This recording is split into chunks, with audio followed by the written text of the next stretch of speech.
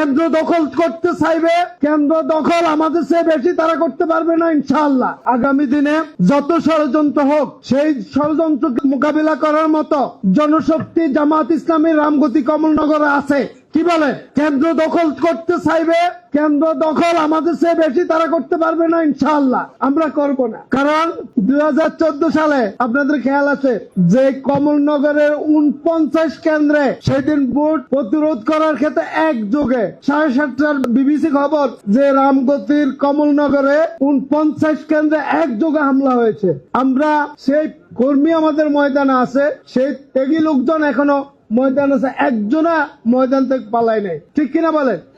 তাহলে আমাদের দরকার, আপনারা যারা আজকে এখানে এসেছেন, আমাদেরকে জান এবং মাল দিয়ে এবং আপনাদের পরামর্শ দিয়ে প্রত্যেকটি আপনার পরিবারে, আপনার সমাজে আপনার কতটুকু কাজ করতে পারেন সেক্ষেত্রে আপনি সহযোগিতা করবেন, আমাদেরকে কাজে লাগাবেন। তাহলে কিন্তু যে পরিবেশ রামগতি কমলনগর তৈরি হয়েছে, সাংগঠনিক ভাবে হয়তো আমরা দুর্বল, কিন্তু জনগণের সাপোর্ট নিয়ে নির্বাচনে সাংগঠনিক যেই ক্যাটাগরি গুলো করি আমরা হয়তো এই ক্যাটাগরিতে নাই, কিন্তু আমি মনে করি আমরা জনগণের মাঝে এই ক্যাটাগরিতে আছি যদি আপনারা আমাদের পাশে থাকেন।